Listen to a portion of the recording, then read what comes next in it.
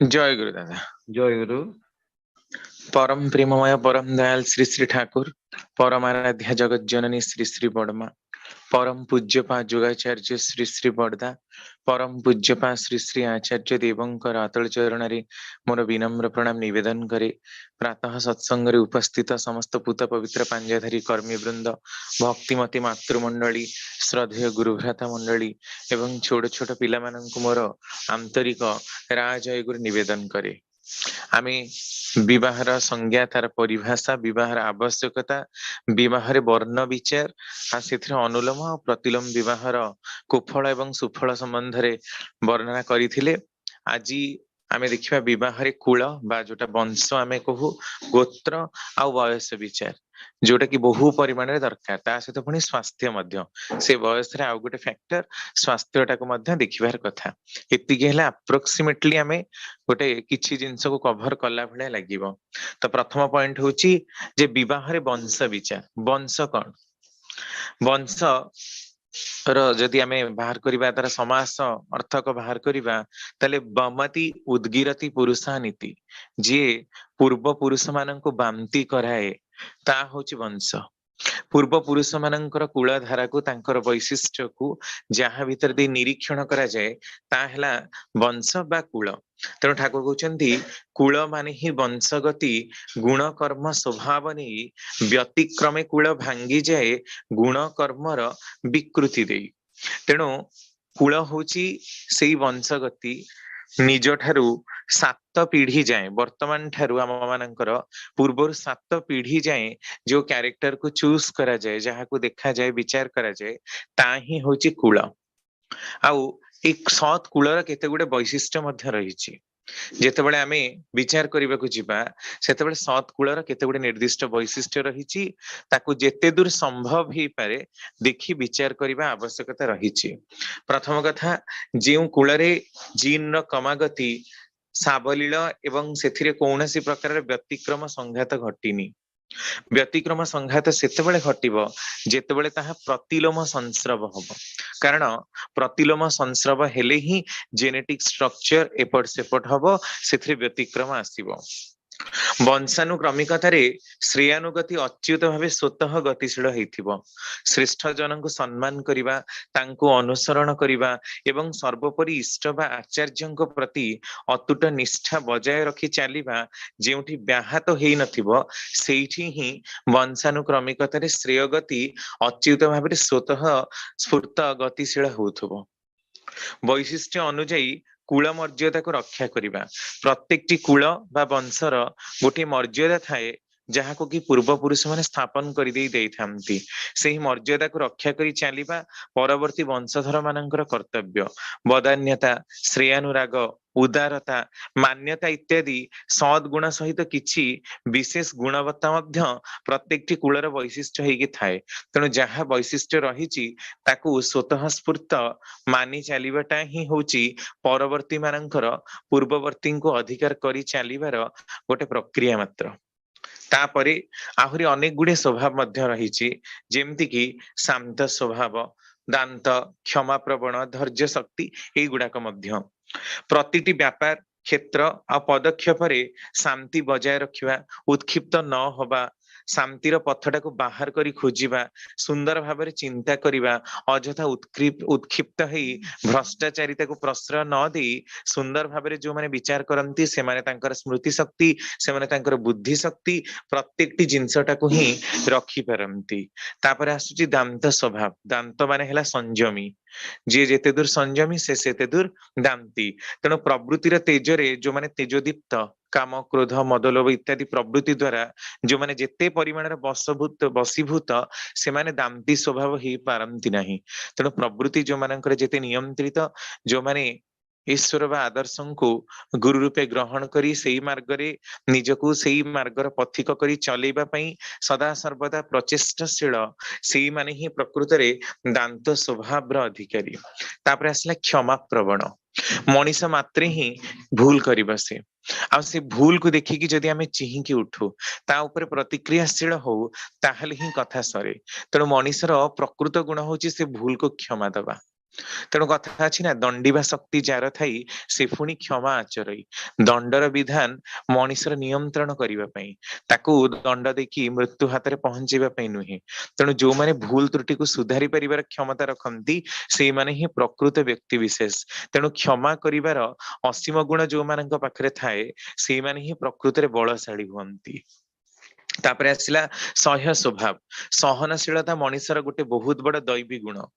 कारण समस्ते सही बही पारंतिनी, बहुत शीघ्र प्रतिक्रियाशील हुअंती, जवाब उत्तर दियंती, माड़पीट मध्य लागंती। अन्यर अन्याय अनीति को सहजरे हजम करि नबार गुणटा प्राय ही आमे देखिबाकू पाउना। किंतु जो मानकर असीम सह्य शक्ति थाए, समस्त दुख कष्ट को सह्य करिवार क्षमता थाए, सेई मानक भितरे ही धैर्य शक्तिर मध्य प्राबल्यता देखा दे। कारण जे सही भी पारे ताल ता पाखरे धैर्य रहिछि, ता पाखरे स्थिरता रहिछि, धीरतार पणिया रहिछि। हठात कि जदि कोनोसी गोटे काम मनीष प्रतिक्रियाशील ही करे ताले ता भितर धैर्य शक्तिर अभाव देखा जाए। जल्दी जल्दी काम सारिबार आशारे से बहुत गुडे भूल करि पकाए, जोटा कि ताकू विफलतार दिगरे नै जाए। सफलता तार केबे दासी हुए ना। तेणु प्रत्येकଙ୍କ भितरे ई धीरतार स्वभाव बा धैर्यतार स्वभाव मध्य रहिबा दरकार। तापरे आसुची अध्यव साय संपन्न चरित्र। अध्यवसाय जहाको आमे माने कहू परसिभरांस, ता माने निष्ठार सह कौनसी गोटे कार्य लागि रही ताकू सुंदर भावे समापन करी सेही दिगरे गति करेबाटा ही होची प्रमुख कारण। कारण मनीष जेते ही व्यतिक्रमशील हब सेते ता भितरे व्यतिक्रमी प्रवृत्ति आसीबो। आ आलस्य तो ई अध्यवसाय को तड़ी देबार गोटे प्रमुख कारण। कारण अलस्वामी को जे जेते प्रश्रय दब तार सेते एई गुणटी नष्ट हो जिवो। तेणु सदा सर्वदा जो माने कर्मठ प्रवण सेई माने ही अध्यवसायी हुअंती, से माने निजर निष्ठारे अतुट रही चाली पारंती। तापरे आसुची सदनुशासित चलन। सद अनुशासन रे जो माने चालंती, सत्र नियम सत्र कथा प्रत्येकटी व्यक्ति विशेष को देखिले सत्र परिचालना करिबा, तांको मानक भितरे सद भावर उद्रेक करिबा, निज भितरे मध्य सेई भावर उच्चारण करी चालुथबा व्यक्ति विशेष माने ही सदनुशासित चलनर सम्मुखीन हुअंती। तापरे आसुची तपानुचर्य अनुशीलन। केते बड़ कथा तप अनुचर्य। जीवन प्रत्येकटी जिंस ही गोटे गोटे तपस्या। आउ तपस्या को वास्तवायित करी तोलिबार अभ्यासटा जहा भितरे मूर्त से ही एई चरित्रर अधिकारी। कौनसी गोटे कार्य को संपन्न करिवा पई जहा जहा लागे ताहा से जोगाड़ करी संपादन करिवा ही तार तपस्या। तेणु तपस्या जीवन व्यापी। केते जीवन व्यापी तपस्या असाधारण साधना आम मान करने को पड़ो ताहा जना नहीं। तेणु मनीषर निष्ठाटा है बड़ कथा। पुणी निष्ठा रख किंतु निष्ठांध हुए नहीं। निष्ठांध भाव कार्य कले ताहा सफल जदिओ हुए किंतु ताहा मनीष को ध्वंस कर पकाए। तेणु तपस्या भी ए प्रकार हवा दरकार जहिरे मनीष निष्ठावान ही सत्रे गति करिपारे। तापरे आसुची वैशिष्ट्यानुपातिक आभिजात्य बोध और आप्यायना। अनेक वर्ण ही रही। वर्ण भितर रही वैशिष्ट्य। वर्णानुश्रमिक भाव में कूलर बेउसा कौन सी जगह प्रायतः ही चलुनी, किंतु जो प्रकार गुणावलीटा आम मान दि जाइए वर्ण भितर, जदि ताहा कौनसी भी प्रोफेशन ने थाई आमे से ही वर्णर गुण गुड़ा को टिके टिके भी जदि मानिबा को चेष्टा करू ताहले वैशिष्ट्यानुपातिक आभिजात्य बोध आ आप्यायनटा देखिबा को मिले।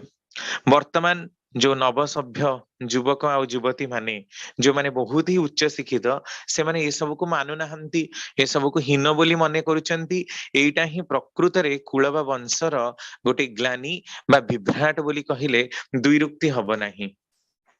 संधिश्चापूर्ण बोधायनी प्रवृत्ति नारु ही जानी पारथिबे संधिश्चापूर्ण माने इनक्विजिटिव एटीट्यूड जो मानकर थाए। जो कूलर सदस्य मानक भितरे यही प्रवृत्ति सब थाए अनुसंधान करी बारंबार की गवेषणा करी बुझी ताकू बोध अनुगामी करी सेई पथर ही परिचालित हवा प्रवृत्ति द्वारा से माने परिचालित हुअंती नहीं। जो जिनस दिया जाइछि तार पछरे कारण खोजंती आ जहा मंगलप्रद बोली विवेचना करंती ताहा से माने करंती। तेणु संधिश्चा पूर्ण भावरे जानिबा को आमे चेष्टा करिबा दरकार। जो भी जिनस दिया जाइछि ताहा भ्रांतिकर, ताहा अंधविश्वास ना आउ कोनसी स्थान रे ताहा मध्य परिवर्तनीय हेई परिबो। काहींकि दिया जाइछि, किपरि दिया जाइछि, तार कार्य करिबार कौशल कोन, एई सब जिनसटा को मध्य मनीष विचार को नबा दरकार। स्वार्थ निरपेक्ष समंजसा गणहिति प्रबोधनी गुण बा जनताଙ୍କ हित साधन स्वार्थ निरपेक्ष अर्थात निजर तथा अन्यर व्यक्तिगत स्वार्थ को उपेक्षा न करी उपेक्षा करिबार बोध को जागृत करेबा सत्कूलर अन्य एक वैशिष्ट्य। जो वंशर जनसाधारण भितरे बा लोक मानक भितरे कल्याणार्थे निश्चय को उत्सर्ग करिबार प्रवृत्ति स्वतः जागृत रही ता तो विशुद्ध वंश हब ही।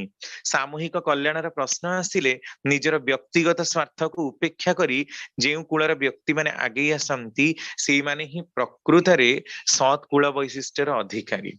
तापरे आसुची कौलिक वृत्ति अनुଯାयी वृत्ति बा जीविका अनुस्यूत होउची कि ना एटा तो प्राय कोठी देखिबा को ही मिलु नाही। किंतु जा भी हो जो स्थान रे जे जेमति भी थामतु ना काहेकि कूलर अनुसारे से माने कोनसी ना कोनसी प्रकार लिप्त अछंती कि ना ता देखिबा को पड़े। जदि चाकरी कले बोली बा अधिका पाठ पढ़िले बोली ताहाकू भ्रष्ट पथरे नहीं जाई ताकू निंदा करबा को लागंती ताले सेथिरे पितृपुरुषंकर मध्य निंदा हुए आउ सेथिरे अनेकांशरे ही मनीष भ्रष्ट युक्त हुए। तेणु एई सब स्वभाव गुड़ाक देखि चलिबा दरकार। आउ ए कूल बा वंश को जदि आमे माने न मानु ताले कोन हबो ना सत कूल वैशिष्ट्य इत्यादि सब नष्ट हेइ जिवो आ मनीष सुंदर पथरे गति करी चलिबाटा मध्य तार भ्रष्ट हेइ जिवो। तापरे आमे आसीबा विवाह रे गोत्र विचार। गोत्र साधारण भाव में पूजा पाठ कला बेले आम मानकर सब पचारती ब्राह्मण माने जे तमर गोत्र कौन से करिकी जलाशायी करू पानी मध्य दऊ अनेकांशरे ही पचरा जाए ताले गोत्र कौन। गोत्र शब्दटा को जदि आपण माने भांगिबे समास करिवे ताहले गवते शब्द यति पूर्व पुरुष ने जद इति भरतः अर्थात जहाँ पूर्व पुरुष मानक प्रकाश करे सेमानक मध्य सूचना दिए ताही गोत्र। गांग पृथ्वी त्रायते रक्षति गोत्र जहाँ पृथ्वी को बा संसार को रक्षा करिछि ताही होछि गोत्र। तेणु ठाकुर कहउछन्ति गोत्र माने ही वंश बुझिता एक ही रेतर मूर्तधार पारस्पर्य बहु रूपे अमर चलारे चलना तार। तेणु पूर्व पुरुष मानकर निहित थिबा संस्कृति गुड़ाक जहाँ भितर प्रकाश पाए ताहेला गोत्र। प्रकृत गोत्र किभଳି होउथिला गोत्र समस्ते ऋषि कारक कोनसी ना कोनसी ऋषि मुनि मानक ठारू ही ए गोत्र परंपरार आरंभ होईछि। जेतेबेले गुरुकुल आश्रम थिला व्यवस्था प्रचलित थिला सब विभिन्न गुरुकुल आश्रम को विप्र क्षत्रिय वैश्य तीन वर्णर लोक माने जाउथिले तो सेमाने जो विद्या शिक्षा लाभ करथिले सेई गुरुंक नाम रे निजको नामित करुथिले। तेणु सेगुड़ाक गोत्र नाम ही परिचित होईछि। तो ये प्रश्न उठुछि जे समगोत्र विवाह ताल निषिद्ध कहीं करागला असुविधा कोठी हैला विद्या शिक्षा लाभ करिबारे असुविधा सेठी नहीं। गोत्र दुई प्रकार रही पारे गोटे हैला कृष्टि जात बाय कल्चर आ गोटे हैला बाय बर्न जन्मजात हेई पारे। धरा जाऊ से ऋषि मुनि मानकर ही विप्र वर्गर संतान माने जन्म हेइचंदी से ऋषि मुनि माने विप्र थिले आ विप्र पिलांकु ही शिष्य रूपे ग्रहण करुथिले। तेणु तांकरी ही रेतजात धाराटा जदि गड़ी आसीची ताले तांक मानक भितरे मध्य ब्लड रिलेटेड डिजीज देखा जिबार संभावना रहिछि। त आउ जणे प्रश्न करिवो जदि क्षत्रिय वैश्य एमाने मध्य पढिबाकू जाउथिले सेमाने तो ऋषिंकर रेत धारारे जन्म हेइ नांती ताले तांक भितरे किभଳି हबो। हां से ऋषिंकर रेतधारा जन्म हेइनांती सत किंतु कोनसी गुटी गुरुकुल आश्रम को जेतेबेले दुई भाई कोनसी घर पढ़िबा को जाइचंती आ सेमाने विद्या शिक्षा लाभ करी पुनश्च घर को प्रत्यावर्तन करिचंती सेमाने तो गोटे बापांकर दुई पुओ हेइचंती ना तो सेई जो दुई पुओ तांक भितर तो समान रक्त प्रवाहित होउची। तेणु सेमाने जेतेबेले तांकर पीढ़ी पर पीढ़ी गड़ी चलिबो ताले ता समान रेतधारा हबनी कि निश्चिंत रूप से हब। अनेक ऋषि मुनि माने थिले केवल गोटे गोटे वर्ण को ही से विद्या शिक्षा दौथिले जेमति कि आमे देखु सांडिल्य गोत्र से केवल विप्र मानकर ही रहिछि किंतु देखु भरद्वाज गोत्र सेथिरे विप्र क्षत्रिय वैश्य तीन वर्णर मध्य भरद्वाज गोत्र थिबा जणा जाय। तामाने एथुरु जणा पडुछि जे भरद्वाज नामक ऋषि से विप्र क्षत्रिय वैश्य तीन वर्ण को ही गुरुकुल आश्रम रे विद्या शिक्षा दौथिले।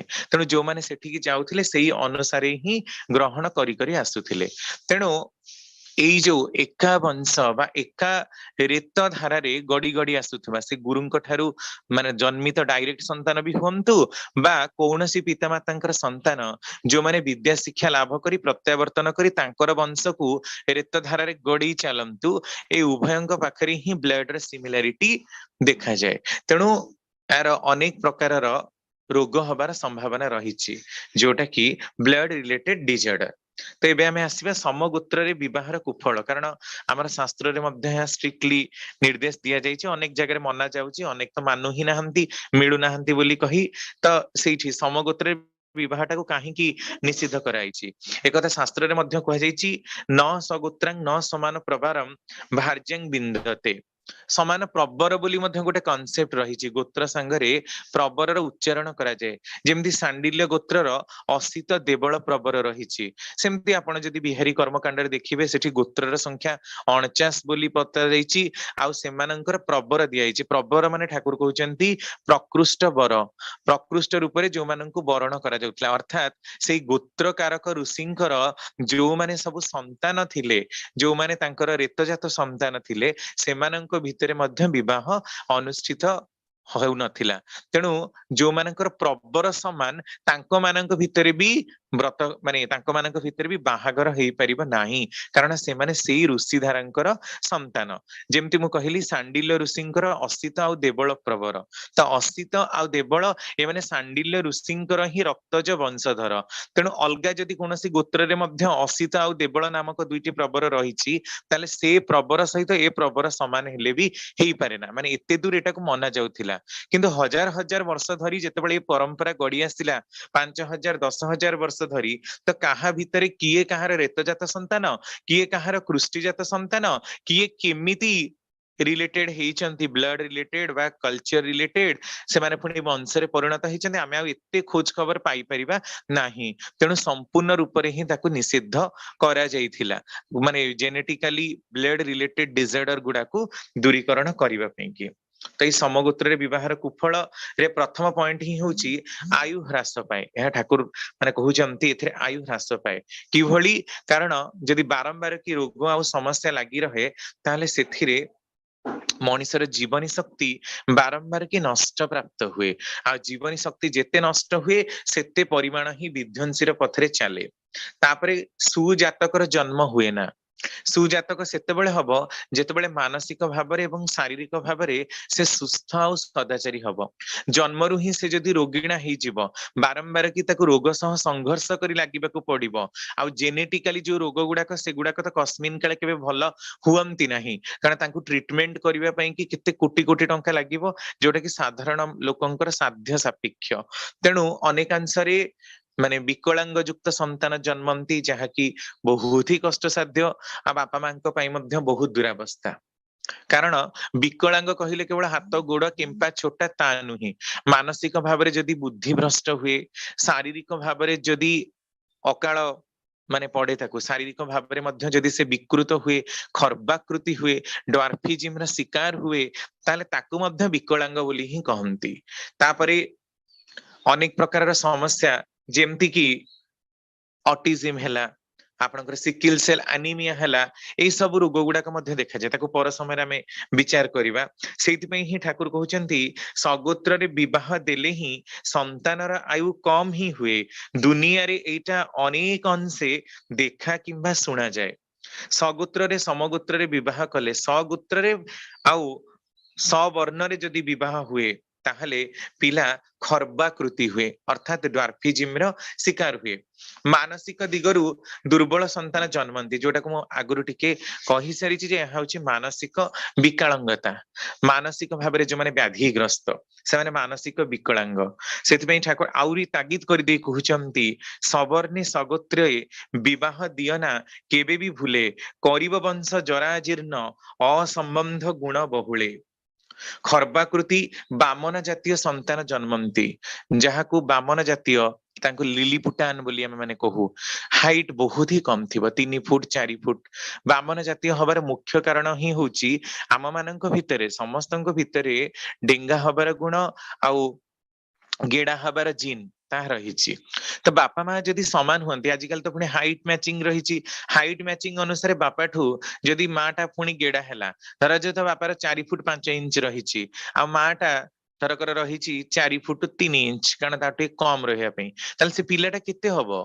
से 4 फुट ही हबो तारी भितर ही रेंज करिवो 4 फुट समथिंग भितर से रेंज करिवो तो तार हाइट बढ़िवो केमती से तो दिन को दिन एमती हाइट देखिकी ही मैरिज करथबा हेतु तार स्टंटेड ग्रोथ हे जिवो आ जेते स्टंटेड ग्रोथ हबो सेते ही से तळकु चलिबो ता माने खरबाकृति ड्वार्फिज्म रो शिकार हुए शारीरिक दृष्टिकोणरू दुर्बलतर संतान उत्पत्ति हुए जेनेटिक डिजीज गुडाकू जन्मजातक भावे नेकी आसीथिबा हेतु दुर्बल संतानर मध्य आविर्भाव हुए संतान बा वंशधर जराजीर्ण एवं वार्धक्यग्रस्त माने अकाल वार्धक्यर शिकार हुंती बहुत शीघ्र काहेकि कारण विकलांग संतान जन्म होउथबा हेतु मेंटली जेनेटिकली तांको मानक ऊपर गभीर प्रभाव पडुथबा हेतु से माने विशेष किसी कार्य करबाको सक्षम हुंती नाही निजर देहर चल प्रचल करिबारे विशेष भाबरे सक्षम हुंतीनी सेही प्रकार रोग मध्य देखिबाको मिले मांदा मस्तिष्क वाला बा डल ब्रेनी संतानर जन्म अधिक हेई उठे समाज रे से माने मेंटली बैकवर्ड जहाँकि ऑटिज्म नामक रोग आहुरी भी माने अनेक प्रकार रोग रही जो थे कि पिला समाज सहित बेसी इंटरैक्ट करि पारे ना घर भितर रहिबाकू ही भल पाए कहा सहित मिसी पारे ना कहा सहित निजर मन को से व्यक्त करि पारे ना भाव को उभय वंशर नीतिवाचक गुणावली बा नेगेटिव क्वालिटीज गुडाक प्रबल होई उठे संतान ठारे ता माने पाखापाखी थिबा जीन गुडाक जेतेबेले कॉम्बिनेशन हबाको आसंती सेतेबेले ही सेगुडाक अनेकांशरे ही मनुष्यर मन को नष्ट करि पकांती तापरे आमे आसीबा या जोगु होतबा सब रोग समूह गुडाक या भितरे प्रथम रोगटी ही आमे देखिबाकू पाइबा सिस्टिक फाइब्रोसिस नारु ही जना पड़ुची सिस्टिक माने लिवर सहित रिलेटेड डिजॉर्डर गुडाक सिस्टिक फाइब्रोसिस तो यही रोगटा माने साधारण भाव में एते कॉमन हो गलानी वर्तमान समय रे एथिरे कोन हुए ना बहुत जोरे कफ हुए तापरे बारंबार की आपनकर फुसफुस रा इन्फेक्शन देखा हुए अनेकांशरे ओजन बहुत कमी जाए आ फैटी स्टूल जेतेबेले मल त्याग हुए सेतेबेले अत्यंत दुर्गंधयुक्त मोटा मोटा गंधयुक्त झाड़ा हबाको लगे जहाँकि बहुत कष्ट साध्य मध्य हेई थाए आउ एथिरे साधारण भाव में कोन हुए ना ई रोग रे एब्डोमेन माने आपनकर पेट तळे जो तळी पेट र अंचल रहिची सेथिरे बहुत जोरे ही पेन हबाको लागे बहुत समय रे माने रक्त सहित बांति मध्य हबाको लागे आउ डायरिया बहुत समय रे झाड़ा मध्य हुए तापरे छाती जलिला जलिला भली अनुभव हुए झाड़ा बसबारे बहुत कष्ट हुए कॉन्स्टिपेशन हुए आउ कौन हुए ना ब्लड प्रेशर मध्य अनेक समय हाई रुहे आउ ए सब गुडाक एते परिमाणर माने छिंक आसे कास आसे जे छिंकी छिंकी की पूरा नाकड़ा पूरा नाल पड़ी जिवो बहुत जोरी इरिटेशन मध्य हुए अनेक समय रे माने झाड़ गुडाक बहुत ही लुणिया थाए जो कारण देह भितर मेटाबॉलिज्म रा प्रक्रियाटा ठीक भाव रे हेई पारे ना सेइथि पई कि ही ए प्रकार समस्याटा उपजे तो यह गोटे जेनेटिक डिसऑर्डर तेणु याकू काटिबा बहुत कष्ट साध्य नेक्स्ट तापरे आउ गोटे समस्या आसुची फिनाइल कीटोन्यूरिया यह मध्य जन्म जातक भाव रे ही हुए कारण एई रोगटा जेतेबेले हुए सेतेबेले कोन हुए ना इंटेलेक्चुअल डिजाबिलिटी आसे माने मनीष ठीक भाव में भाविबा चिंता करिबा ग्रहण करिबार क्षमताटा तार नष्ट हुए तार व्यवहार करिबारे मध्य भारी समस्या देखा हुए समस्तक संगे से सहजरे मिसी पारे ना आउ अनेक समय रे से घरु न जाई घर भितरे बसी रहिबाटाकू ही भारी प्रमुख बोली मने तेणु बाहर को जे जीवनी से तो इंटेलेक्ट हबो ही नाही कारण लोकंक संगे मिसिले जेते लोक सेते प्रकार कथा नुआ नुआ तथ्य इंटरैक्शन कले निजर भावावस्थाटा बढ़िबो किंतु से प्रकार मध्य हुए ना नेक्स्ट तापरे आसी जाउची आपनकर अल्केप्टोन्यूरिया आसीबो गैलेक्टोसेमिया आहुरी केते गोटे गोटे सब रोग रहिची गैलेक्टोसेमिया ए नारु स्पष्ट माने जो विचार ही पारुची जे से निज देहरे एई जो आपनकर रहिची ग्लूकोज बा कार्बोहाइड्रेट टाइप ऑफ फूड ताकू से ठीक रे डाइजेस्ट करिवार क्षमता पाइबा नाही गैलेक्टोज रक्त माने आमे जेतेबेले क्षीर खाऊ क्षीर रे गैलेक्टोज नामक गोटे सुगार माने मिले शर्करा मिले जोटा कि क्षीर तो आम समस्त दरकार कारण आमे जन्मरु क्षीर ही खाऊ सेटा नै कि ही आमे बढ़ू किंतु सेटा पीले जदि ताहा हजम हबनी ताहले ताहा किभली भाबरे हबो त सेथिरे सेगुडा को जमा हबो कोठी माने सेटा जेहेतु डाइजेस्ट हेई परिबनी सिंपलर फॉर्म को कन्वर्ट हेई परिबो नाही ताले सेगुडा को ब्रेन को डैमेज करिवो कैटरैक्ट माने आपणकर मोतिया बिंदु जोटा कहंती अति छोट बळु आखिरे परळ पडिजिवो देखिबार बाधा उत्पन्न हबो जंडिस हबो आपण जानते हळदिया कामळ परिस्रा पूरा हळदिया हे जाय आखि मध्य हळदिया हळदिया देखा जाय जंडिस रोगरे लिभर टा बड़ हेइथिबो आउ अनेकांशरे ही ताकू माने पिला को बहु भाबरे ही कष्ट अनुभूत हबो जोटा कि से ठीक रे ग्रहण करि पारे ना तेणु सब बेले चिड़चिड़ा स्वभाव रो कांदिबा प्रकृतिर मानसिक भाबरे दुश्चिंता प्रकृतिर हुए नेक्स्ट तापर रोग होची रेटिनोब्लास्टोमा ଏହା गोटे जेनेटिक डिजॉर्डर जहाँ मूलरू देखा जाए ब्लास्टोमा शब्द लागिची माने सेठी कैंसर लागि जाईची हमर जो रेटिना बा मुकुरिका रहिची जहाँ ऊपर सूर्यंकर किरण पड़िकी रिफ्लेक्ट हेले आमे देखि पारुचु अनेकांशरे ताहा देखा जीव नाही तेणु किछि बयस परे 4-5 वर्ष परे आखिरे पूरा माने तार अंधत्वर पळी आसीबो सेटा कोनोसी मते ताकू क्योर करी हबो नाही रेटिनोब्लास्टोमा से जीन एटा गोटे कैंसरस जीन आउ गोटे मध्य जीन रही P53 नामक जीन जोटा कि आम देहरे कैंसर कराए तेणु यही सब रोग गुड़ाक ही मनीष कि प्रमुख ध्वंसर कारण हुए नेक्स्ट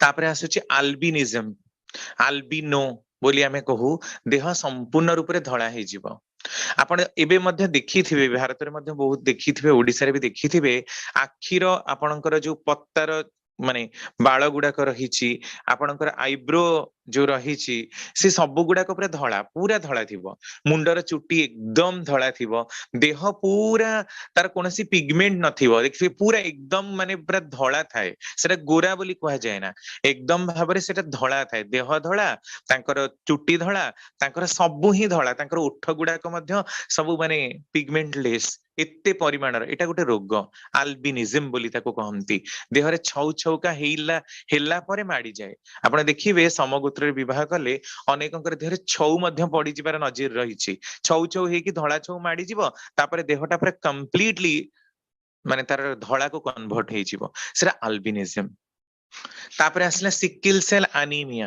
ताको हमें रक्त सिकुली रोग बोली कहू रक्तर कोष गुडाक जोटा गोलाकार रहिछि रेड ब्लड सेल जोटा कि 120 दिन तार आयुष से बंचे किंतु जेतेबेले से सिकुली भलिया हे जिवो बा दा भलिया सिकिल सेल एनीमिया दा जोथरे हमें सब घास काटंती धान काटंती सेही भलिया हे जिवो तो सेही भलिया हेले कोन हबो ना आउ रक्त रो कोष गुडाक जेतिक दिन संरक्षित हो रहिबार कथा ता रही परिबनी तार काम को ठीक रे करि परिबो नाही आ सेटा प्रबल रोग को टाणी आनिबो अनेकांशरे ब्लड दबा को मध्य पड़े कारण रक्तहीनतार मनीष बहुत समय शिकार हुए नेक्स्ट थालेसेमिया यह मध्य से रक्तहीनता जनित रोग मोर मन अच्छी मतलब नवम श्रेणी पढ़ुले आम सब राली करके भुवनेश्वर शिशु भवन छकटी जाई से जड़े लोक आसला से बहुत जोरे कांदुला किसी कहवाक कुआगला से यही रोगटार ना नहीं किंतु से तो मोर माने ज्ञान ही न थाए जे थालेसेमिया बोली गोटे रोग रही आसिक आम सार को पचारि जो ट्यूशन हुए से कहले कौन कौन कहले से मोर मन अच्छे किंतु रोगर नाटा मुझे जानी ना से लोकटी बहुत जोरे कांदुला आ कहूला जे जेनेटिक काउंसिलर को पाखक जाइकी समान गोत्र रे विवाहटा को मना करिथिले जेनेटिक काउंसिलर कारण ब्लड रिलेटेड डिजीज प्रोमिनेंट हे जाए ए थालेसेमिया तीन प्रकार रो थालेसेमिया मेजर माइनर आ इंटरमीडिया जो मानक पाखरे माइनर रहिछि ताहा जणा पड़े ना इंटरमीडिया माने मझी मझिया रहिछि ताहा टिके प्रकाश हुए अनेकांशरे हुए ना किंतु मेजर थिले तो पिला मृत्युर मुखर ही पड़े कारण बारंबार कि ताकू ब्लड दबा को पड़े आपण देखि पारुथिबे जे नॉर्मल ब्लड सेल केमती एपटे गोलाकार हिची आ सेपटे केमती खंड विखंडित है कि को प्रकार माने क्यूबॉइड शेप हेलानी रेक्टेंगुलर शेप हेलानी विभिन्न प्रकार शेप नेछि रक्तर कोष गुडाक स्थिर रहे ना बारंबार कि रक्तहीनता रोग हुए आ इन्फेंट माने शैशव अवस्था प्राप्त है टिके 14-15 वर्ष को जेतेबेले पिला माने पळेई आसे से समय आ देहरे जमा ब्लड सेल फॉर्मेशन ही पारना रक्त गुडाक सब पानी फाटी जाए जेते रक्त देले मध्य तेणु बहुत समय ही रक्तर डेफिशिएंसी बा एनीमिया रोगर शिकार हवा को पड़े आ लोक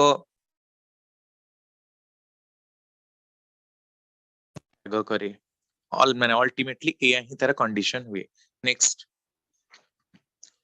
तापरे जो रोग आसीची ता गोटे प्रमुख रोग ताहा ब्रेन रो ऊपर ही पर्यवेसित ताको कहा जाउची टे सैक डिजीज टे सैक नामक जने साइंटिस्ट ताको बाहर करथिले सेतमे टे सैक डिजीज सेथिरे कोन हुए ना ब्रेन रे ही आपणकर जम्या माने जो नर्व गुडाक माने ब्रेन रो नर्व गुडाक आ आपणकर स्पाइनल कॉर्ड रो जो नर्व गुडाक से गुडाक नष्ट हबा को लागे नर्वस सिस्टम टाको से पूरा अकामी कर दबो तेनो लोक अकाल वार्धक्य चाली परिबनी माने हड़बड़ी जीव कारण तार तो ब्रेन काम करूनी कंट्रोल आ कोऑर्डिनेशन ठीक भाबरे जीव नाही तेनो ताकू माने स्नायु जनित समस्या सब बळे ही लागी रहिबो नेक्स्ट तापरे आसिला ऑटिज्म एटा जने कि क्वेश्चन करथिले मु देखुथिली 3-4 दिन तळे यूट्यूब रे क्वेश्चन दा मध्य पचारथिले जे ऑटिज्म रा समस्या कोन अनेक कारण हेई पारे किंतु एहा मध्य गोटे जेनेटिकली ट्रांसफर होथवा डिजीज अनेक आंसर जदि वंश रे कहारे कहा पकरु थाए ताहले भी हेई पारे आ समान गोत्र रे हेले से जीन गुडा को जदि रहिछि प्रोमिनेंट हे जाइछि ताहले मध्य हेई पारे एथिरे हुए कोन ना पिला सोशल बिहेवियर प्रति ध्यान दे पारे ना कथा कहिबारे ताको असुविधा हुए बहुत लेट रे कथा कुहे माने 3-4 वर्ष हेले भी से खने खने की कथा कुहे जमा ठीक रे कथा कहि पारे ना आउ गहली जगह रे गले चिड़चिड़ा हो जाए जमा गहली जगह को सह्य करि पारे ना बेसी लाइट रे गले ताकू मध्य ताकू बहुत बोरिंग लागे चिड़चिड़ हो जाए तार आखि ऊपर गभीर प्रभाव पकाए आउ गहलीतम स्थान मानकर तो से पूरा ओभर रिएक्टिव हो जाए कोनसी मेला महोत्सव बा गैदरिंग गले से एकदम चिड़चिड़ा हो जाए घर भितर रहिबा को ही भल पाए आ तार बुद्धि मध्य कमी जाए जहा को कि आईक्यू बा इंटेलिजेंट क्वेटेंट बोली कहू सेटा तार रुहे ना नॉर्मल जो आमर रही 60 ରୁ 90 रहिले ताको आमे नॉर्मल मनीष कहू 100 ऊपर हे गले ताको आमे ब्रिलियंट बोली कहू आ मोर देन 150 हे गले ताको आमे जीनियस बोली कहू सेही आईक्यू इंटेलिजेंट क्वेटेंट जोटा कि mental as by actual as into 100 करके कैलकुलेट करा जाए तार सेही बुद्धि वृत्तिटा सेही जिंस गुडा का तार नष्ट हो जाए नेक्स्ट तापरे आहुरी मध्य गोटे प्रमुख रोग देखंतु एटा तो प्रायतः ही देखा जाए वेरी कॉमनली एटा देखा जाए ग्रोथ हार्मोन डेफिशिएंसी पिला बढ़ी पारे ना नॉर्मली हमें 22 वर्ष जाए बढ़ू 22 वर्ष जाए हमें माने डेंगा बा गेडा जहां हबार कथा हो तापरे बॉडी रो लैटरल ग्रोथ हुए माने साइड वाइज मनीष मोटा हबा को लागे किंतु ए ग्रोथ हार्मोन टा क्षरण होची केते 14 वर्ष बयस रु प्यूबर्टी एज रु क्षरण होची तो सेही समय जदि से हार्मोन टा क्षरण न हैला ताले मनीष गेडा हे जिवो आउ जदि अधिका हे जिवो एठी तो डेफिशिएंसी होची जदि अधिका हे जिवो ताले ताको हमें माने कहिबा जाइगंटिज्म आपण देखिथिबे माने पूरा 9 फुट 10 फुट रो हाईएस्ट रिकॉर्ड करिथिबा पृथ्वी रो लोक भी अछंती 9 फुट 5 इंच ना 6 इंच सबडे हाईएस्ट लोक डेंगा हेतिबा तार रिकॉर्ड रहिछि आउ जदि ग्रोथ हार्मोन अधिका क्षरण हैला बॉडी साइड वाइज ग्रोथ हबा को लागिला ताले ताको बहुत मोटा सेमती भी लोक देखिथिबे ताको आक्रोमिगाली बोली कहंती दीपट साइड रे बहुत फुली जाइथिबो माने जम्मा से चाली पारंतनी एते मोटा टीवी रे मध्ये देखाय सेमती बहुत लोक अछंती तो जो माने अत्यधिक गेडा तांकर कस्मिन काले बढ़ु ही नाही ता माने या जे तांकर देह रे ग्रोथ हार्मोन डेफिशिएंसी रहिछि ताहा बढ़ु नाही आ कोनसी प्रकार भी ताको बढ़ा हबार कोनसी क्योर ए जेनेटिक डिजीज गुडा को पई पा मध्य जाई नाही तापरे आसुची adenosine deaminase deficiency adenosine triphosphate जहा को आमे एटीपी बोली कहू ताहा आम मानकर शक्ति केंद्र अटे किंतु एई जो रोगटी हेची यार जेतेबेले डेफिशिएंसी हे जाउची सेतेबेले अनेकांशर ही मानसिक भाबरे विकृति तो देखा जाउची ता सहित एई जो क्रोमोसोम रे बा क्रोमोसोम रु रोगटा को ट्रांसफर हेची तार को प्रकार रो अवस्था हेची देखंतु से अनहेल्दी हेची आउ ता देह भितरे ग्रोथ एकदम भाबरे कमी जाइची मानसिक भाबरे चिड़चिड़ा स्वभाव दुश्चिंता ग्रस्त हबार भावटा पिलाटा को सहज भाबरे ही आक्रमण करि पकेछि नेक्स्ट तापरे आसुची जुवेनाइल मस्कुलर डिस्ट्रोफी जुवेनाइल कहले यंग स्टेज रु ही तार मस्कुलर डिस्ट्रोफी हुए माने मानसिक जो मांस गुडाक ठीक रे बढ़ी पारे ना मांस गुडाक शक्त हुए ना मांस रही हाड़ रही बोली तो आम चला बुला करूचु तेणु मांस गुडाक जदि डिटोरिएट करिवो ठीक रे ताहा वृद्धि प्राप्त न हबो ताले चालिबा बुलिबार असुविधा हबो कोनोसी गोटे जिंस उठेबार असुविधा हबो गोटे ओजनदार जिंस को बह करि परिबा नाही पूरा एकदम खाली नॉर्मल ता देहरे मांस गुड़ाक झुलिबो आउ से मांस गुड़ाक अवक्षय हबाकू लागिबा हेतु से कौनसी कार्य तो मन लगी परिबनी कारण मांस जनित तार समस्या रही आउ ठीक रे कौनसी कार्य को सारी परिबनी एहार फल रे मध्य चिड़चिड़ा स्वभावटा आसीबो कारण कौनसी गुटे कार्य को ठीक रे न करि परले मध्य मानसिक भाव रे दुश्चिंतार शिकार हबो या पर पुणी आहुरी गोटे रक्त रिलेटेड डिजॉर्डर हिमोफिलिया बा ब्लीडर्स डिजीज अर्थात रक्त बोहिबा आरंभ हेले ताहा बंद हब नाही यह प्रथमे ब्रिटेन राज फैमिली गुड़ाक देखा जाउथिला कारण राजा माने बहुत युद्ध करुथिले तेणु खंडार कट ही कि तांको पाखरे रोग हेइथिबार अनुमान करा जाय किंतु पर समय समग्र पृथ्वी रे यह रिपोर्ट हैला एटा कोन पई हुए ना ब्लड क्लटिंग रे हम मानकर 12टा फैक्टर रहिछि ता भितर फैक्टर नंबर 8 जे कि रेस्पोंसिबल ब्लड क्लटिंग पई कि सेटा ही एक्टिवेट हेइ पारे ना तेणु ब्लड क्लटिंग हेइ पारे नाही तेणु रक्त बोहिले ताहा माने बंद हुए ना टिके टिके कट हेला हम मानकर सेटा ऑटोमेटिकली बंद हेइ जाय बड़ बड़ कट हेइथले हमकु जे कि स्टिचिंग करिबाकू पड़िबो से विभिन्न औषध लगेबाकू पड़िबो नले साधारण भाबरे हम हातटाकू चुचुमी देले मध्य ताहा भलो हेइ जाय बा विषलकरणी अलगा कोनसी पत्र टिके रस छेची कि देले मध्य ता भलो हेइ जाय किंतु एथिरे कस्मिन काले रक्त बोहिबा बंद हुए नाही जदिओ किछि किछि ट्रीटमेंट या पई मध्य आसीबार सुना जाय किंतु हेले भी विशेष भाबरे केते दूर फलप्रद ता भी चिंता करिबा दरकार नेक्स्ट तापर आसुची रेड ग्रीन कलर ब्लाइंडनेस जोटा कि बहु लोकंक पाखरे मिलिटरी टेस्ट जेतेबेला मानकर हुए प्राय ही पिला धरा पड़ी जांदी प्रायत समय रे एटा गोटे कॉमन माने हे जाईची सबुज नाली वर्णांधता सबुज रंग और नाली रंग को चिन्हिबारे ही तार अक्षमता रहिबो तो सेमाने को गोटे टेस्ट करा जाए से जाली जालिका भलिया तांको दिया जाए किए केते देखि पारछि सेमाने देखि पारंतिनी जाली जाली गोटे स्ट्रक्चर देले तांको सब गुडाक एका भलिया ही लागे आ स्पेशली नाली आ सबुज रंग को सेमाने चिन्हि पारंतिनी आउ आपण कहंतु ट्रैफिक रे जदी एमती समस्या हबो नाली लाइट चिन्हि परिबनी सबुज लाइट चिन्हि परिबनी ताले सेठी की दुरावस्था हबो ता बुझि पारथुबे नेक्स्ट तापरे ये तो सब थिला गोत्र जनित तेणु सम गोत्र रे विवाह करबा कहीं निषिद्ध ठाकुर एक बार के मना करिसेंती तापरे अनेकांश आरक गोटे समस्या हम मानकर हे जाईची जे आजिकली समगोत्र नहेले माने मिलु नाहंती आपण देखिबे वैश्य आ शूद्र मानक भितरे प्रायतः ही नागस्य गोत्र बहु भाबरे ही प्रचलित थिबार जणा जाए अलगा कौनसी गोत्र मिले ना एकथा ठाकुर मध्य कहिचंती जदि गोत्र गोटे ही थाए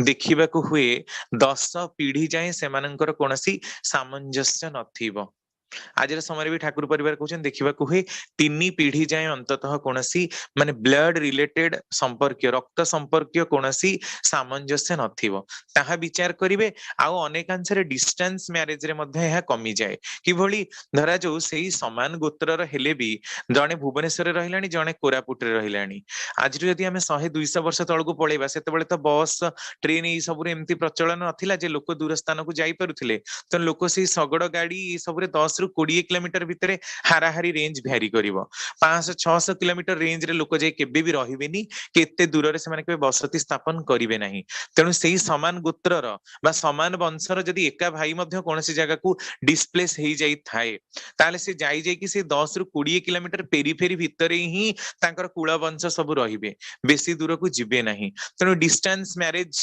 जेते हुए तथापि से समय मध्य टिके विचार करिबा दरकार जे पाखापाखि केही तांकर बंधु बांधवଙ୍କ भितरे जेमती से रक्त संपर्कीयताटा रहिची किंबा नाही तापरे सेठी विवाह करा जाई पारे कारण समगोत्र प्रायतः ही देखा जाउची वैश्य आ शूद्र मानक भितरे तो से माने एई भली विचार करिके ही करिवे जदि न करंती ताहले अनेकांशरे एई सब डिजीज जो गुडा हमें आलोचना कले तार कुफल विषय आलोचना कले सेटा प्रोमिनेंट ही उठिबो आउ अनेक भी प्रश्न करंती काई सेमित होउनी हमें भी देखुछु रे समान गोत्र रे बहुत विवाह हेची रोग तो होउनी हाँ हौनी ता माने एया जे जीन गुडाक सब दूर रे रहिचंती किंतु हौनी बोली जे हबनी ए कथा केही कहि परिबे नाही तेणु जेते जेनेटिक डिस्टेंस मेंटेन हबो जीन गुडाक भितरे सेही सब रोग गुडाकर कैरेक्टर गुडाक जेते दूरेई जीवो सेते ही जेनेटिक डिजीज गुडाक मध्य कमी जीवो आ गोटे उन्नत संतानर जन्म हबार बाटटा खोली जीवो तापरे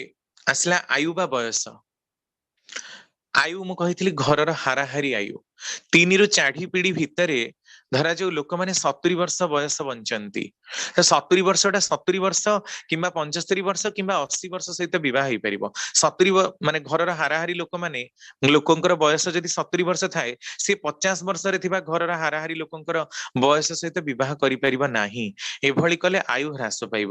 ତେଣୁ ସବୁବେଳେ ନିଜଠୁ ଉନ୍ନତଟାକୁ ହିଁ ଟିକେ ଦେଖିବା ଦରକାର, ଯୋଉଠିକି ସାମଞ୍ଜସ୍ୟ ରହି ବି ପାରିବ ଆଉ ବୃଦ୍ଧି ମଧ୍ୟ ହେଇପାରିବ। ତାପରେ ଆସିଲା ବୟସ। ଠାକୁର କହୁଛନ୍ତି ସ୍ୱାମୀ ଆଉ ସ୍ତ୍ରୀଙ୍କ ଭିତରେ ଅନ୍ତତଃ 20 ବର୍ଷର ତଫାତ, 15ରୁ 20 ବର୍ଷର ତଫାତ ରହିବା ଯୁକ୍ତିଯୁକ୍ତ। ଏଟାକୁ ଠାକୁର ଆଲୋଚନା ପ୍ରସଙ୍ଗରେ ଏକ୍ସପ୍ଲେନ ମଧ୍ୟ କରିଛନ୍ତି। କିନ୍ତୁ ବର୍ତ୍ତମାନ ସମୟରେ ଏହା ସମ୍ଭବ ହଉନି, ଏମିତି କେହି ଦଉନାହାନ୍ତି। 10 ବର୍ଷ ବଡ ହେଲେ ବି ପିଲା ବୁଢା ହେଇଗଲା ବୋଲି କହୁଛନ୍ତି। ତ ଅନ୍ତତଃ ରୂପରେ ଠାକୁରଙ୍କର ଅନୁଶ୍ରୁତିରେ ବି ବାଣୀ ରହିଛି 10ରୁ 11 ବର୍ଷର ତଫାତ ଅନ୍ତତଃ ଦେଖିବୁ। ତାକୁ ଅସ୍ମିନ କାଳେ ଠାକୁର 10 ବର୍ଷରୁ କମେଇ ନାହାନ୍ତି। ତ ବର୍ତ୍ତମାନ ସମୟରେ ଯଦି 10 ବର୍ଷ ବି ବହୁତ ମାନେ ମାନେ ବଡ ହେଇଯାଉଛି, କେହି ଦଉନାହାନ୍ତି, ଯଦି ଏମିତି କେହି ପ୍ରଶ୍ନ ପଚାରେ, ତାମାନେ ଅନ୍ତତଃ ମୋର ଦେନ 5 ଦେଖିବାକୁ ହୁଏ। ଏହା ମାନେ ମୋର ଏଇଟା ନିଜସ୍ୱ ମତ, ଶ୍ରୀ ଶ୍ରୀ ଠାକୁର ଏ ମତ ଦେଇନାହାନ୍ତି। ଠାକୁରଙ୍କର କଥା ସର୍ବଦା ଅକାଟ୍ୟ ଆଉ ଗ୍ରହଣୀୟ। 10ରୁ 11 ବର୍ଷର ତଫାତ ରହିବା ଯୁକ୍ତିଯୁକ୍ତ। ଯଦି ନ ଦଉଛନ୍ତି ଆଟଲିଷ୍ଟ ମୋର ଦେନ 5 ଇୟର୍ସର ଗ୍ୟାପ ତ ନିଶ୍ଚିନ୍ତ ରୂପରେ ରହିବା ଦରକାର। ଆଉ 1 ବର୍ଷ 2 ବର୍ଷର ଗ୍ୟାପ ରହିଲେ ସେଥିରେ କିଛି ହବନି, କାରଣ ଏକା ସାଙ୍ଗ ସେ ପରସ୍ପରକୁ ମାନିବେ କିଭଳି। ତ ଠାକୁରଙ୍କୁ ଏଇ ପ୍ରଶ୍ନଟା ବି କରାଯାଇଛି, ଠାକୁର ଯେ ଆପଣ ଯୋଉ କଥା କହୁଛନ୍ତି 15ରୁ 20 ବର୍ଷର ତଫାତ, ଏଥିରେ ବାପ ଝିଅଙ୍କର ସମ୍ପର୍କ। ଠାକୁର କହୁଛନ୍ତି ହଁ, ବାପ ଝିଅର ଦୂରତ୍ୱ ଭଳି ତ ସମ୍ପର୍କ। ପିତା ଆଉ ପତି ଭିତରେ ଡିଫରେନ୍ସ କଣ? ପିତା ଆଉ ପତି ଗୋଟିଏ ହିଁ ଶବ୍ଦରୁ। ପତି ପାଖରୁ ଯୌନ ଲାଳସାକୁ ପରିପୂରଣ କରିବା ପାଇଁ ସମ୍ବେଗ ସେ ପାଇପାରେ, କିନ୍ତୁ ପିତା ପାଖରୁ ପାଇପାରେ ନା। ସେଥିରେ ସେମାନଙ୍କ ଭିତରେ ଗୋଟେ ଅନରେବୁଲ ଡିଷ୍ଟାନ୍ସ ବା ସମ୍ମାନଜନକ ଦୂରତ୍ୱ ରୁହେ। ତେଣୁ ଭକ୍ତି ବି ରୁହେ ଆଉ ଅନୁବର୍ତ୍ତିନି ବି ହୁଏ।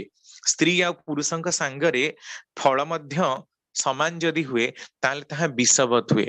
ନିଶ୍ଚିନ୍ତ ରୂପରେ ଯେ ବୟସରେ ବଡ, ବହୁତ ବଡ ଥିବେ, ତାଙ୍କ ପ୍ରତି ଆମର ଶ୍ରଦ୍ଧା ରହିବ, ସମ୍ମାନ ରହିବ, ଏଇ ପ୍ରକାର ଭାବଟା ରୁହେ। କିନ୍ତୁ ଯଦି ସମବୟସ୍କ ହବ, ସାଙ୍ଗେ ସାଙ୍ଗେ ସମାନ ବୟସର ହବ, ତାହେଲେ ତା ପ୍ରତି କଣ ମାନନା ରହିବ? ଯିଏ ଆମର ସାଙ୍ଗ, ଆମଠୁ 2-3 ବର୍ଷ ବଡ ବି ଆମ ସ୍କୁଲ କଲେଜରେ ପଢନ୍ତି, ଆମଠୁ 2-3 ବର୍ଷ ସାନ ବି ଆମ ସ୍କୁଲ କଲେଜରେ ପଢନ୍ତି, ସେ ତ ସାଙ୍ଗ। ଆଉ ସାଙ୍ଗକୁ କଣ ସ୍ୱାମୀକୁ ଦେବତା ବୋଲି ମନେ କରିବ, ସେ ପ୍ରଣାମ କରିବ? ଏମିତି କାହିଁ କରିବ? ସାଙ୍ଗକୁ କଣ କୋଉଠି ନମସ୍କାର କରାଯାଏ?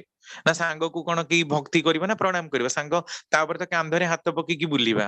ତେଣୁ ଏମିତି ଯଦି ହବ, ତାହେଲେ ସ୍ୱାମୀ ଆଉ ସ୍ତ୍ରୀଙ୍କର ଯୋଉ କନସେପ୍ଟ ରହିଛି, ଯୋଉ ଧାତୁଗତ ଅର୍ଥ ଅନୁସାରେ ଆମେ ଏତେ ଗୁଡେ ବୁଝଉଛେ, ସେଗୁଡାକ ସବୁ ବ୍ୟର୍ଥ ସିଦ୍ଧ ହବ। ତେଣୁ ଠାକୁର କହୁଛନ୍ତି ସମବୟସୀ ହେଲେ ହିଁ ନଲେଜର ଇକ୍ୱାଲିଟି ରହିବ, ଜ୍ଞାନର ସମତା ରହିବ। ସାଧାରଣତଃ ସ୍ୱାମୀ ତାର ଅନୁସରଣୀୟ ହବ ନାହିଁ, ଆଉ ସ୍ତ୍ରୀର ଯାହା ପସନ୍ଦ ନୁହେଁ, ଏପରି ବ୍ୟାପାର ଗୁଡାକରେ ଚିନ୍ତା ବା ଅନୁଧାବନ ନ କରି ହିଁ ନିଜର ଜ୍ଞାନକୁ ମୁଖର କରି ଧରି ସେଥିରେ ଦୋଷ ଦର୍ଶାଏ।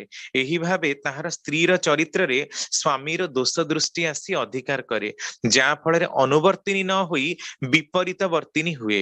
ସାଧାରଣ କଥା, ଯିଏ ସାଙ୍ଗ ବା ଯିଏ କମ ବୟସରେ ଗ୍ୟାପ ରହିଛି, ତାଙ୍କ ସହିତ କଳି ଝଗଡା କରିବା, କାନ୍ଧରେ ହାତ ପକେଇକି ବୁଲିବା, ଦୁନିଆ ପ୍ରକାର ଲାଞ୍ଛନା, ଅବମାନନା, ଘର ପାରିବାରିକ ସ୍ଥିତିକୁ ନେଇ ସମ୍ପୂର୍ଣ୍ଣ ରୂପରେ କଳହ ଲାଗି ରହିବା, ଏଇ ସବୁ ଜିନିଷଟା ଭାରି ପ୍ରୋମିନେଣ୍ଟଲି ହିଁ ଦେଖା ଯାଉଛି। ତେଣୁ ବୟସର ଗ୍ୟାପ ଟା ଟିକେ ଅଧିକା ରହିଲେ, ଯେହେତୁ ବଡ ଲୋକ, ତା ପ୍ରତି ଟିକେ ସମ୍ମାନଟା ରହିବ। ଏଇ ହେଲା କଥା। ତାପରେ ପୁଣି ଆଉ ଗୋଟେ ପ୍ରଶ୍ନ କରାହଉଛି, ଠାକୁର ଯଦି ଏ ପ୍ରକାରର ହୁଏ, ଦେଖ ଆପଣଙ୍କର କହିବା ଅନୁସାରେ ଯଦି 15ରୁ 20 ବର୍ଷର ଗୋଟେ ଗ୍ୟାପ ରହିବ, ସାଧାରଣ ଭାବରେ ବର୍ତ୍ତମାନ ସମୟରେ, ମାନେ ଠାକୁରଙ୍କୁ ସେ ସମୟରେ ଏଟା କ୍ୱେଶ୍ଚିନ କରାଯାଉଛି ଯେ ବର୍ତ୍ତମାନ ସମୟରେ 18ରୁ 20 ବର୍ଷ ନହେଲେ ଝିଅ ମାନେ ବାହାଘର ହଉନାହାନ୍ତି। ଆଉ ବର୍ତ୍ତମାନ ସମୟରେ ତ ଦେଖା ହଉଛି 30ରୁ 35 ନହେଲେ କେହି ଝିଅ ମାନେ ବାହାଘର ହଉନାହାନ୍ତି। ତେଣୁ ସେଥିପାଇଁ ଆପଣ ଦେଖନ୍ତୁ କେତେ ପ୍ରକାର ଗାଇନିଙ୍ଗ ସମସ୍ୟା ଦେଖାଯାଉଛି, ବହୁ ପ୍ରକାରର। ଥାଇରଏଡ ମାନେ ବେସାଲ ମେଟାବୋଲିକ ରେଟ, BMR ରେଟ, ସେଟା କଣ୍ଟ୍ରୋଲ ହଉନି। ଥାଇରଏଡ ହରମୋନ ଡେଫିସିଏନ୍ସି ହଉଛି, ତେଣୁ ଓଭ୍ୟୁଲେସନ ହେଇପାରୁନି, ପିଲା ଛୁଆ ହେଇପାରୁନାହାନ୍ତି। ଅନେକାଂଶରେ ମାନେ ଯୋଉ ପୁରୁଷର ମଧ୍ୟ ସ୍ପର୍ମ କ୍ୱାଲିଟି ଗୁଡାକ ଡିଗ୍ରେଡ କରିଯାଉଛି, କାରଣ ବହୁ ମାନେ ବୟସରେ, ଯଦି ବହୁତ ବୟସରେ ବାହାଘରଟା ହବ, ତାହେଲେ ସାଧାରଣ ଭାବରେ ସେଇ ସମସ୍ୟାଟା ଆସିବ। ଜେନେରାଲି 34-35 ବର୍ଷ ପରେ ଝିଅ ମାନଙ୍କର ଦେଖିବେ ପ୍ରାୟତଃ ହିଁ ମେନଷ୍ଟ୍ରୁଆଲ ପିରିୟଡର ସମସ୍ୟା ରହୁଛି।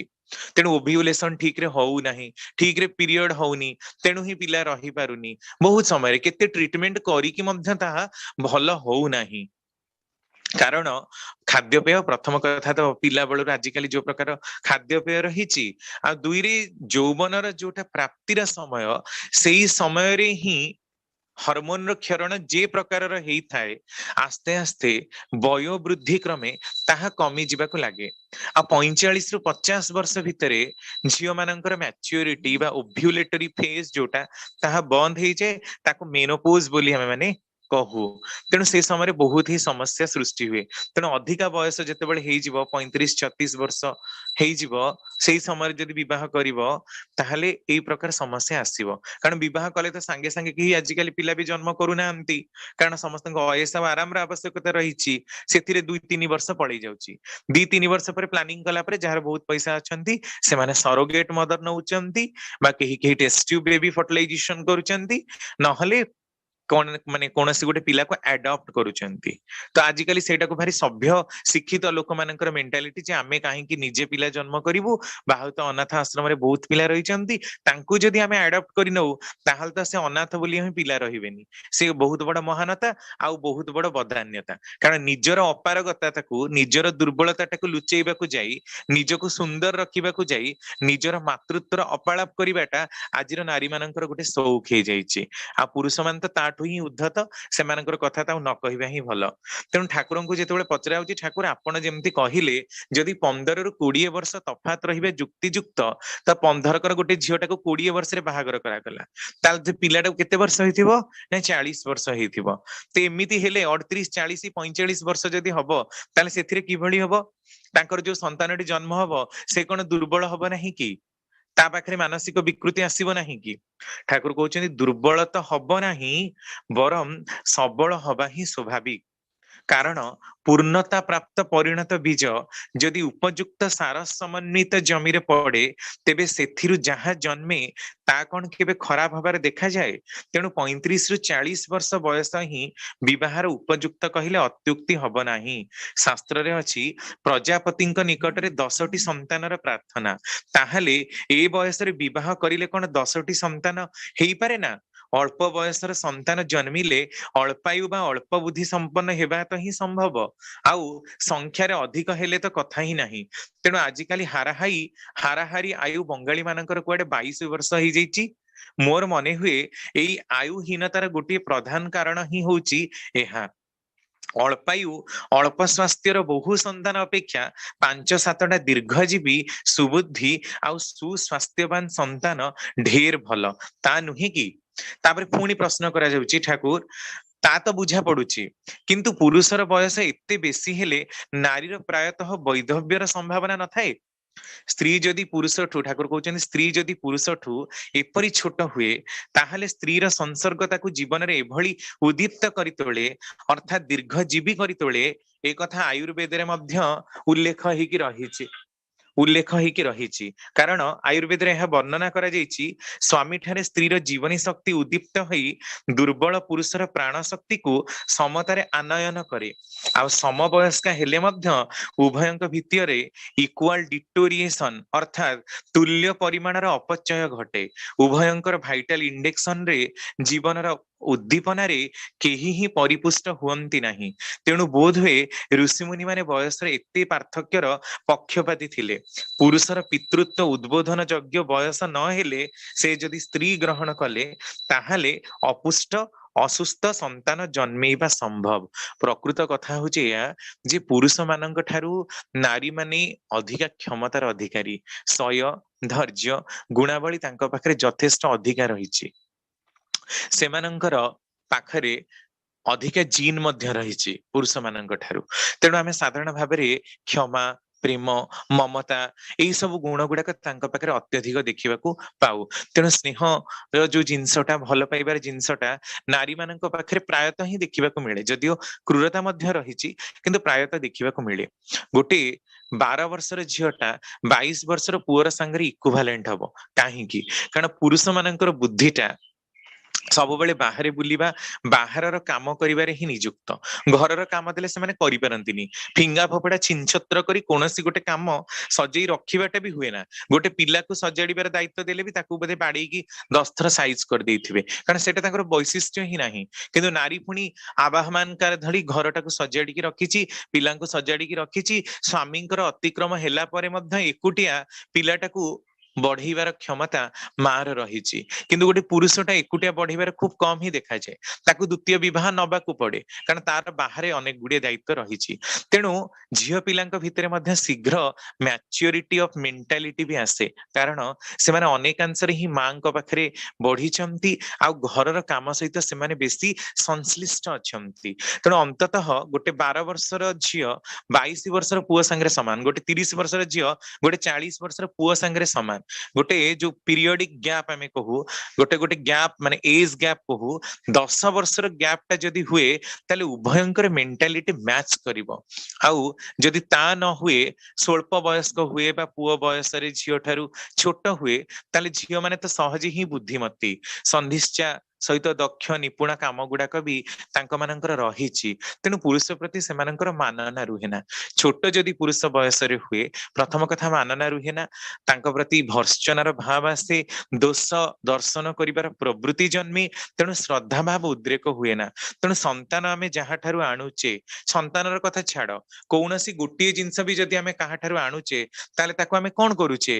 ତାକୁ ଶ୍ରଦ୍ଧାରେ ମାଗୁଛେ ଯେ ଆମକୁ ଟିକେ ତୁମେ ପେନ୍ ଟା ଦେଇପାରିବ କି, ଆମକୁ ଟିକେ ତୁମେ ଏଇଟା ଦେଇପାରିବ କି, ଆମେ ଶ୍ରଦ୍ଧାରେ ମାଗୁଛେ।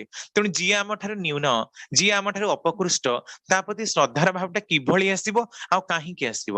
ଆଉ ତାଠୁ ସନ୍ତାନ ଜନ୍ମ କଲା ପରେ ମଧ୍ୟ ମଣିଷ ଭିତରେ ସେଇ ଶ୍ରଦ୍ଧାର ଭାବଟା ନାରୀ ପ୍ରତି ପୁରୁଷର କାହିଁକି ରହିବ? ସ୍ୱଭାବତଃ ଦେଖାଯାଏ ନା।